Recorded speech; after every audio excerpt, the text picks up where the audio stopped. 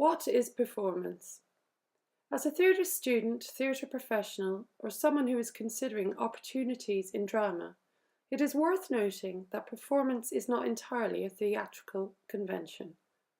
The distinctions are found in our everyday lives as we perform a variety of roles, often unconsciously.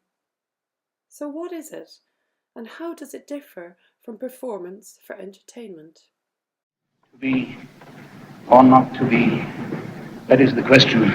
The theater is just a genre of performance. Performance is the large area, and performance really is what I call twice behavior, or planned behavior, or restored behavior. In other words, what's a performance is behavior that is not for the first time, it's for the second to the nth time. So, is everything we do a performance? How do we present ourselves, and how do we want the world to see us? Are we engaged in performance, and how do we know? We're in a situation now, we're sitting in this room, there's some halogen lights over there against umbrellas, there's a potted plant over here, there's a kind of a backdrop, and we're sitting on a rug and I'm sitting on a chair, and the impression is that it should look like I'm not exactly at home, but I'm not exactly in a formal situation, I'm just having a conversation. But as we know, because of the camera right there, and the monitor and the lights and so on, that this is a studio, this is a prepared performance. So this is not really the same kind of conversation I would ordinarily have in my house, etc., because the presence of the camera automatically puts a kind of frame around it. Well, lots of our behaviors are this way.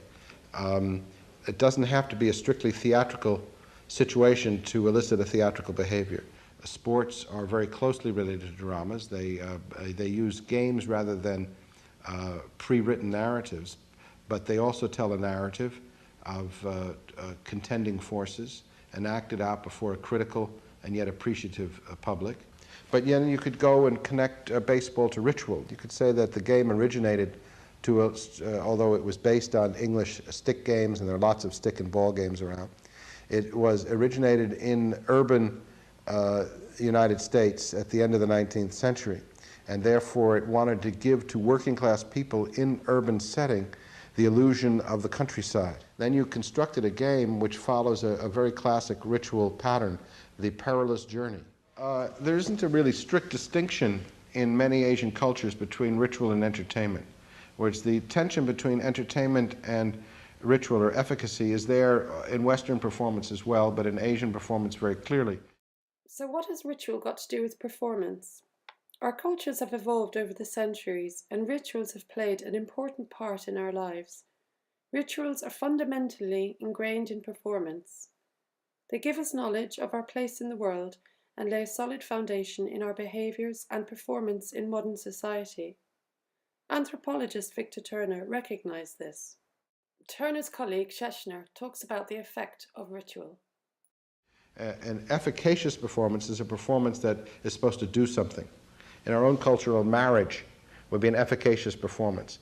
Dying isn't enough. You have to socially die. You have to go through the ritual of a funeral to help the people around you to accept your death, and for yourself to move categories from being among the living to being among the dead. And the funeral is this liminal area where you're not quite alive, you're not quite dead. The great example of that would be, of course, the display of the corpse, who is made to look as lifelike as possible, but put into a situation where they have to be dead. So, we can ask ourselves, if we look beyond the theatre and beyond the stage, are we using our performance skills to the best of our knowledge, and has our past created the way that we behave today?